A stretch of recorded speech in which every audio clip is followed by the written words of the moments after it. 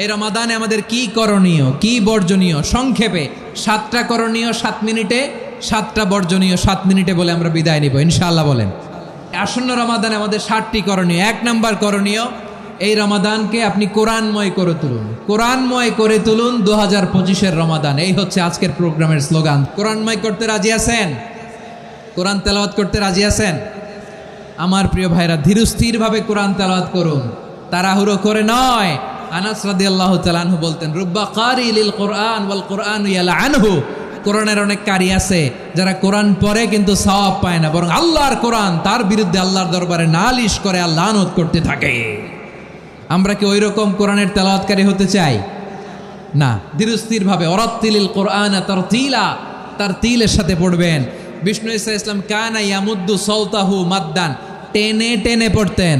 আলহামদুলিল্লাহি রাব্বিল আলামিন আর রহমানির রহিম মালিকি ইয়াউমিদ্দিন ইয়্যাকা না'বুদু ওয়া ইয়্যাকা নাস্তাঈন اهدنا الصراط المستقيم صراط الذين أنعمت عليهم غير المغضوب عليهم ولا الضالين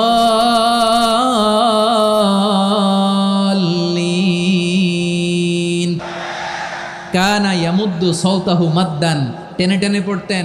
ওয়া কানা ইউকাত্তিউ আয়াতান আয়াতান, প্রত্যেক আয়াত পড়ে পড়ে তিনি থামতেন। এভাবে কোরআন পড়তে হবে। আমাদের অনেক মা বোনেরা আজকের এই চাঁপাইনবাবগঞ্জের প্রোগ্রামের অনেকগুলো মহিলা প্যান্ডেল আমি ল্যান্ডিং করার সময় দেখেছি। আমার অনেক বোনেরা ওনারা কোরআন খতম করতে যে এমনভাবে তেলাওয়াত করেন, কোরআন তেলাওয়াতের আদব আর অবশিষ্ট থাকে না। আমরা তার তিলের সাথে তেলাওয়াত করব, যেমনটি আমি পড়ে শোনালাম।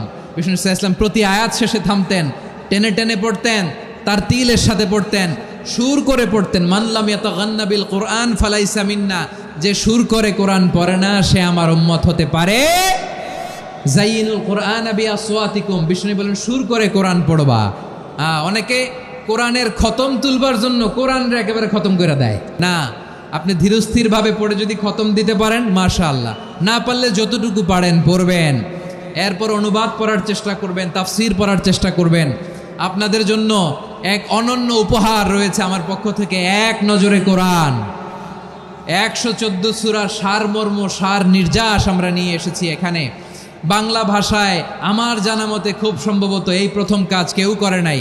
আরবিতে পাবেন এরকম অনেক বই, ইংরেজিতে কিছু কাজ আমরা দেখেছি, কিন্তু বাংলায় পাবেন না।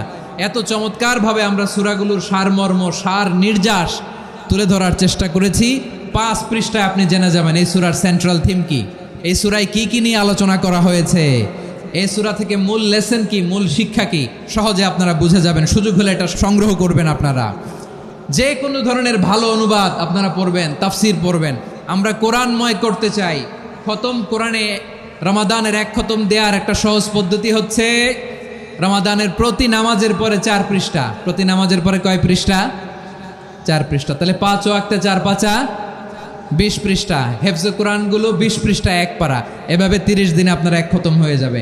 আমরা যেন তার তিলের সাথে বিশুদ্ধভাবে কোরআন তেলাওয়াত করতে পারি। আল্লাহ তৌফিক দান করুক। পড়ে না আমিন। 2 নম্বর করণীয়, ধীরস্থিরভাবে তারাবির সালাতগুলো যেন আমরা আদায় করি। তাড়াহুড়ো করবেন না আল্লাহর ওয়াস্তে, তাড়াহুড়ো করবেন না, তাহলে কোরআন আমাদের জন্য বদদোয়া করবে। তাড়াহুড়ো করবেন তারাবির নামাজে।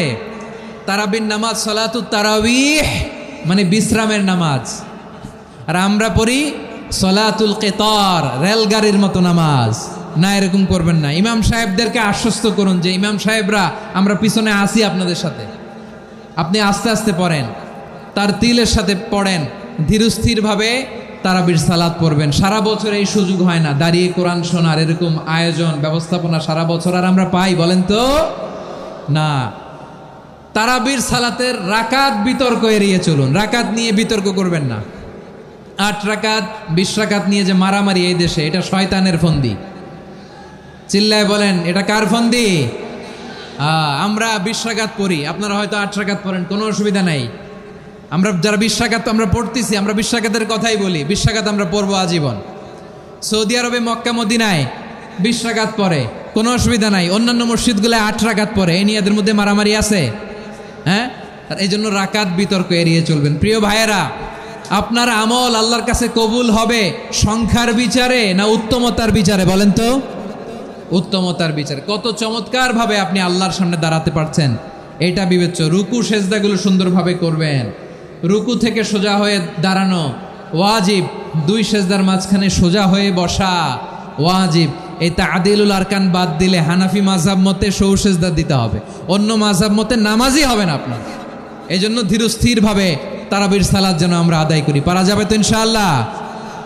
3 নাম্বার, তাহাজ্জুদের সালাত আদায় করুন। বছরের অন্য সময় উঠতে পারি না, অনেকে বলে হুজুর উঠতে পারি না, কিন্তু রমাদানে সাহারি খাওয়ার জন্য তো উঠাই লাগে। কি বলেন? আল্লাহর হাবিব বলেন তাসাহহারু ফা ইন্না ফিস সাহুরি বারাকা, তোমরা সাহারি খেও, কেননা সাহারির ভেতরে বরকত ঢুকায় দিয়েছে কে?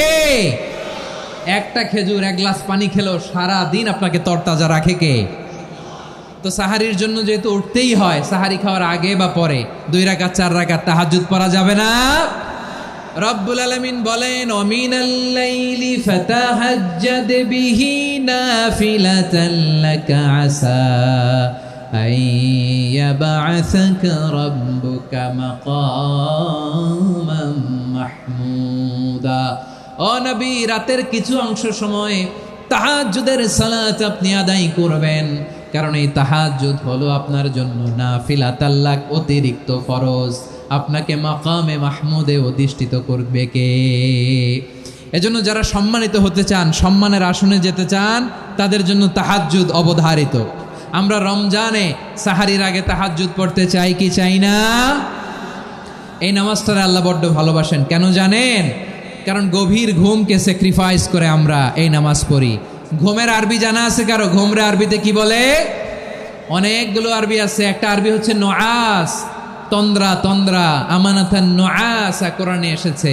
আরেকটা আছে ঝিমুনি, ঝিমুনি, এইভাবে ঝিমুনি আসে ঘুমের আগে, এটারে বলে সিনা। এটারে কি বলে? সিনা। স্বাভাবিক ঘুমকে আরবিতে বলে নাউম। স্বাভাবিক ঘুমকে কি বলে? এই সিনা আর নাউমকে আল্লাহ এক আয়াতে এনেছেন, লা তাখুযুহু সিনাতু ওয়ালা নাউম। আল্লাহর তন্দ্রা নাই, ঘুম নাই। ঘুমের আগে যে তন্দ্রা আছে ওইটাও নাই। তাহলে নুআস, সিনা, নাউম পেলাম। আরেকটা ঘুমের আরবি হচ্ছে হুজুদ। এটা মাঝরাতের ঘুম, শেষ রাতের ঘুম, যেই ঘুমটা বড্ড মজা লাগে। কাঁথা টেনে টেনে, ব্ল্যাঙ্কেট টেনে টেনে আরেকটু ঘুমাইতে মন চায়, আরেকটু, আর 1 মিনিট, আর 2 মিনিট, এরকম একটা মজার ঘুম শেষ রাতে আছে না নাই? এই শেষ রাতের ঘুম, এই হুজুদের ঘুমকে স্যাক্রিফাইস করে যেই সালাত পড়া হয়, ওই সালাতের আরবি নাম হচ্ছে সলাতুল হুজুদ বা সলাতুত তাহাজ্জুদ। চিল্লায় বলেন আল্লাহু আকবার। এজন্য আল্লাহ তাআলা তাহাজ্জুদের সালাতকে এত পছন্দ করেন। পড়বেন তো রমাদানে। 4 নম্বরে, মুক্ত হস্তে দান করুন। মুক্ত হস্তে দান করুন। ওয়ামা আতাইতুম মিন যাকাতিন তুরিদুনা ওয়াজহাল্লাহি ফাউলাইকা হুমুল মুদঈফুন। তোমরা মনে করো না যাকাত দিলে তোমাদের সম্পদ কমে যায়, এটা ভেবো না। বরং তোমরা আল্লাহর খুশির জন্য যে যাকাত দাও, তারপরে তোমার যে সম্পদ থাকে ওই সম্পদের মধ্যে প্রবৃদ্ধি দান করে কে? আপনি মনে করছেন দিলে কমে নাকি বাড়ে? বাড়ে। যেটা দান করেন, কামাসালি হাব্বা আম্বাতাত সাবআ সানাবিলা ফি কুল্লি সুম্বুলাতিন মিয়াতি হাব্বা। 1 টাকা দান করলে এটা চারা বীজের মতো, রূপে দিলে 7টা শীষ, প্রতি শীষে হয় 100 শস্য দানা। আল্লাহ যারে চায় এরকম বাড়ায় দেয়, প্রবৃদ্ধি দেয়। সুবহানাল্লাহ। এজন্য মুক্ত হস্তে দান করতে রাজি আছেন? আগে আগে যাকাত ক্যালকুলেট করে রাখেন। আপনার যাকাত বর্ষ যদি পরেও হয়, দেরি করেও হয়, ধরেন যে প্রতি বছর মুহররমে দেন, আপনি আগে দিতে পারবেন। যাকাত অগ্রিম আদায় করা যায়। সুবহানাল্লাহ বলেন। বিষ্ণু ইসা ইসলাম রমাদানে এত দান করতেন, কানা আজওয়াদান নাস, কিন্তু রমাদানে আজওয়াদুন নাস আজওয়াদু বিল খাইরি মিনার রিহিল মুরসালা। প্রবাহিত বাতাসের চেয়ে বিশ্বনবী আর অবদান্যতা বেড়ে যেত। প্রবাহিত বাতাস যেমনি সবাইরে বাতাস দেয়, আস্তিক নাস্তিক মুমিন কাফির সবাইকে শীতল করে দেয়, তেমনি নবীজির রমাদানের দান ছিল এমন, কেউ নবীর কাছে চেয়ে ফিরে গিয়েছে এর নজির নাই। জোরে বলেন সুবহানাল্লাহ। রমাদানে দান করব, ইফতার শেয়ার করব। কাউকে ইফতারি করালে সারাদিন রোজা রেখে তার যে সওয়াব, আপনি ইফতার করানোর কারণে আপনার আমলনামায় ওই সওয়াব আল্লাহ ঢুকায় দিবেন। পড়েন সুবহানাল্লাহ। সাহাবারা বললেন, নবী আমরা গরিব মানুষ, ইফতারি খাওয়ানোর পয়সা নাই। আল্লাহর হাবিব বললেন, ওয়ালাউ বিমাজকাতি লাবান, 1 ঢোক দুধ, অলাও বিতামরা, একটাও খেজুর, অলাও বিশারবাতিমা, এক ঢোক পানি খাইয়েও যদি কারো রোজা ভাঙাও, তারপরে ওই সওয়াব তোমার আমল নামায় দিবে কে? তাহলে মুক্ত হস্তে দান করুন 4 নাম্বার। 5 নাম্বার হচ্ছে কদর তালাশ করুন। রমজানের সবচেয়ে দামি সময়। বিষ্ণুই বলেন, মান হরিমা খাইরাহা ফাকাদ হরিম, যে কদর মিস করলো সে সব মিস করলো, হি ইজ দ্য লুজার। আচ্ছা বলেন, এই বরকতের মাসে আমরা কি লুজার হতে চাই না গেইনার হতে চাই? ইন্না আনজালনাহু ফি লাইলাতিল কদরি ওয়া মা আদরাকা মা লাইলাতুল কদর, লাইলাতুল কদরি খায়রুম মিন আলফি শাহর। পড়েন আল্লাহু আকবার। লাইলাতুল কদরি খায়রুম মিন আলফি শাহর, 1000 মাসের চেয়েও সেরা। 1000 মাসে হয় 83 বছর 4 মাস। 83 বছর 4 মাস টানা ইবাদত করলে যেই সওয়াব, কদরের রাতে ইবাদত করলে অতটুকু সওয়াব আপনি পাবেন, আল্লাহ সেটা বলে নাই। আল্লাহ বলে তার চাইতে বেশি সওয়াব দিয়ে আপনার আমলনামা ভরে দিবে কে? কদর যেন মিস না হয়। 21, 23, 25, 27, 29 নাকি খালি 27? না, ফালতামিসু ফিল আশরিল আওয়াখিরি ফিল মিনাল ভিতরি, রমজানের শেষ দশকের বেজর রাতগুলোকে কদর হিসেবে তালাশ করো। আল্লাহর হাবিব সাল্লাল্লাহু আলাইহি ওয়াসাল্লাম শেষ 10 দিন টানা ইবাদত করতেন, টানা ইবাদত। ইদা জাআল আশরু আহিয়াল লাইলা আইকাযা আহলা ওয়া জাদ্দা ওয়া শাদ্দাল মিজার, সারা রাত জেগে ইবাদতের নজির নবীজির নাই, শুধু রমজানের শেষ দশক ছাড়া। সুবহানাল্লাহ বলেন। নিজেও ঘুমাতেন না। ফাতেমা রাদিয়াল্লাহু তাআলা আনহু, আলী রাদিয়াল্লাহু তাআলা আনহু কাউকে ঘুমাতে দিতেন না, সবাইকে জাগিয়ে তুলতেন। আমরা সারা রাত জেগে ইবাদত করব, রাজি আছেন তো? কদর যেন আমাদের মিস না হয়। আজকে থেকেই ক্যালেন্ডারে মার্ক করে রাখেন, সব কাজ পেছনে ফেলে, সব ব্যস্ততাকে পেছনে ফেলে ইবাদতের জন্য আমরা প্রস্তুত থাকব কদরের রাতে। কোনোভাবে কদর যেন আমাদের মিস না হয়, ইনশাআল্লাহ। বলেন তো সবাই। 6 নম্বরে পারলে ইতিকাফ করবেন। আল্লাহর হাবিব সাল্লাল্লাহু আলাইহি ওয়াসাল্লাম প্রতি বছর 10 দিন ইতিকাফ করতেন। যে বছর ইন্তেকাল করবেন সে বছর 20 দিন ইতিকাফ করেছেন। আপনি বলবেন, হুজুর ইতিকাফ না করলে সমস্যা কি? আমার নবী একটা ইবাদত সারা জীবনেও ছাড়ে নাই, আর আপনি জীবনে একবারও করেন নাই। এবার হিসাব আপনার কাছে। না পারলে অন্তত রাত্রিবেলাগুলো মসজিদে কাটাবেন। পারবেন তো ইনশাআল্লাহ?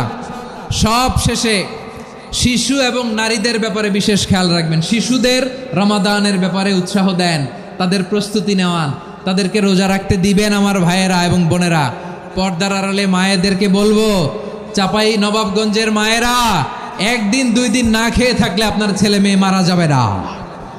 ওদেরকে উৎসাহিত করেন, ওদের ছোট্ট যারা রাখতে দেন, বলেন যে বাবা সকাল থেকে দুপুর পর্যন্ত না খেয়ে থাকলে তোমার অর্ধেক রোজা, এরকম 2 দিন অর্ধেক মিলে তোমার 1 রোজা। এরকম আমি কত রোজা রাখছি ছোটবেলায়, কোনো হিসাবই নাই। আমার দাদি বলতো সকাল থেকে না খেয়ে দুপুর 12টা পর্যন্ত রাখলে নাকি অর্ধেক হয়, এরপরের দিন অর্ধেক, 2 অর্ধেক মিলে 1 রোজা। এটা তো আসলে রোজা হয় না, কিন্তু তাকে উৎসাহ দেয়া। ইফতার প্রোগ্রামগুলোতে নিবেন আমাদের বাচ্চাদেরকে, দেখবেন যে ওর ক্ষুধা লাগতেছে, খায় না, কারণ কেউ খায় না। একজন আজান দিচ্ছে, সবাই খেজুর নিয়ে ইফতার করতেছে। এই দৃশ্য, এই ট্র্যাডিশন, এই ইবাদত, এই তারবিয়া ওর আগামীর জীবনটাকে সুন্দর করবে। চিল্লায়া বলেন ঠিক কি না? এভাবে আগামীর প্রজন্মকে আমাদের গড়তে হবে। শিশুদের রোজার ব্যাপারে প্রস্তুতি নিন, উৎসাহ দিন। আর নারীদেরকে কষ্ট দিবেন না। সারা দিন পেঁয়াজু, আলুর চপ, বেগুনি, পাকোড়া, ছোলা, মুড়ি, শরবত, রুয়াফজা আছে না নাই, বানাতে বানাতে আমাদের বোনেরা কাহিল হয়ে যায়, আর তারাবি পড়তে পারে না, ইবাদত করতে পারে না। আমরা যেন আমাদের বোনদের প্রতি ইহসান করি। পারবেন তো সবাই? এই 7টি করণীয়, 7টি বর্জনীয়র 1 নাম্বার, বিলম্বে ইফতার করবেন না কখনো। 1 নাম্বার, দেরি করে ইফতার করা নিষিদ্ধ। ইহুদিরা দেরি করে ইফতার করে। লা ইয়াজালুন নাসু আলা খাইরিন মা আজ্জালুল ফিতরা। বিশ্বনবী বলেছেন, এই উম্মত যতদিন আগে আগে ইফতার করবে, এই উম্মতের কপাল থেকে কল্যাণ কেউ ছিনিয়ে নিতে পারবে না। চিল্লায় বলেন ঠিক কি না? আজানের জন্য বসে থাকবেন না, সময় দেখবেন। স্থানীয় সময় যখন সূর্যাস্ত হওয়া মাত্রই বিসমিল্লাহ, খেজুর খেয়ে ফেলবো। পারবেন তো? 2 নাম্বার, রমাদানের পবিত্রতা বজায় রাখবো। কোনো তর্ক বিতর্ক অশ্লীলতায় আমরা জড়াবো না, ঝগড়া করবো না, সরাসরিও না, ফেসবুকেও না। করবেন কেউ গালি দিলে বলবেন ইন্নী ইমরুউন সায়েম, আমি রোজাদার। আল্লাহর হাবিব শিখিয়েছেন, কেউ যদি তোমার গালি দেয় কটু কথা বলে, অশ্লীল কথা বলে, রমজানে তুমিও বলতে পারবা না। তুমি বলতে পারবা ইন্নিমরুউন সাইন, আমি রোজাদার। আজকে থেকে নিয়ত করেন, রমজানে কেউ গালি দিলে আপনি একটা গালি দিবেন নাকি? কি বলবেন? রোজাদার, রমজানের পবিত্রতা আমি ভঙ্গ করতে পারবো না। অশ্লীল নাটক, সিনেমা আমরা দেখব না। ব্যাড হ্যাবিট থাকলে রমাদানে এটা ছাড়ার মহা সুযোগ। স্মোকিং এর অভ্যাস আছে অনেকের, ঠিক কিনা? যদি কারো থাকে, কে করে হাত তোলালাম না আমি, এই রমাদানে এই স্মোকিং হ্যাবিট থেকে আমরা বেরিয়ে আসবো, ঠিক কিনা বলেন? 3 নাম্বার, আমরা মিথ্যা বলবো না। বিশ্বনবী বলেন, মানলাম ইয়াদা কাওলা যুরি ওয়াল আমালা বিহ ফালাইসা লিল্লাহি হাজাতুন ফি আইয়াদা তাআমাহু ওয়া শারাবা। যে রমজানে মিথ্যা কথা, মিথ্যা কাজ, মিথ্যা সাক্ষী ছাড়তে পারে নাই, তার না খেয়ে থাকা, উপবাস থাকা দিয়ে আল্লাহর কিছু যায় আসে না। এজন্য মিথ্যার সাথে আমাদের কোনো সম্পর্ক আছে? মিথ্যা বলবো না। 4 নাম্বার, অপচয় করব না। ইন্নাল মুবাযযিরিনা কানু ইখওয়ানাশ শায়াতিন ওয়া কানা শাইতানু লিরাব্বিহি কাফুরা। অপচয়কারী শয়তানের ভাই। আচ্ছা, যে শয়তানের ভাই ও নিজেও আর একটা কি? শয়তান। অপচয় করব না। ইফতারি করতে যে আমরা অনেকে অপচয় করি, এগুলো করবেন আপনারা না। অপব্যয় করব না। 5 নাম্বারে, রিয়া, লোক দেখানো ইবাদত আমরা করব না। লোক দেখানোর জন্য নামাজ, রোজা, জিকির, তেলাওয়াত, দান, সদকা এগুলো করলে আল্লাহর দরবারে এগুলো কবুল হবে? বিষ্ণু বলেন, দাজ্জালের ফিতনার চেয়ে একটা বড় ফিতনার ভয় আমি করি, সেটা কি? আর রিয়া, শো অফ মেন্টালিটি, লোক দেখানো মানসিকতা। এটা থেকে আমরা বিরত থাকবো ইনশাআল্লাহ। 6 নাম্বার, অনেক গুরুত্বপূর্ণ, ব্যবসায়ী ভাইয়েরা। অনেক অসাধু ব্যবসায়ী আছে, রমজান আসলে নিত্য প্রয়োজনীয় পণ্যের মূল্য বৃদ্ধি করে দেয়। এরকম আছে না নাই? এগুলো করবেন না। মজুদদারি করবেন না। পণ্যের কৃত্রিম সংকট বাজারে করবেন না। আপনি লাখ টাকা কামায়া ভাবছেন যে রোজাদারদের কষ্ট দিয়ে ধনী হবেন, এমন রোগ আল্লাহ আপনারে দিবে, কোটি টাকা দিয়েও আপনি হাসপাতালের বিল পরিশোধ করার ক্ষমতা আপনার হবে না। খবরদার। শেষ বয়সে দেখবেন কি কষ্ট আপনার হয়। আপনি রোজাদারদের কষ্ট দিয়েছেন, আল্লাহ আপনার সুখে রাখবে? আল্লাহর দোহাই লাগে, আমার ব্যবসায়ী ভাইয়েরা এটা করবেন না। আরব বিশ্বে আমরা দেখেছি, আরব বিশ্বের ব্যবসায়ীরা সারা বছরে ব্যবসা করে, রমজানে ভর্তুকি দেয়। আর আমার দেশের কিছু অসাধু ব্যবসায়ী রমজানে গলাকাটা ব্যবসা করে আর সারা বছর সেইটার উপর দিয়ে চলে। চিল্লায় বলেন ঠিক কিনা?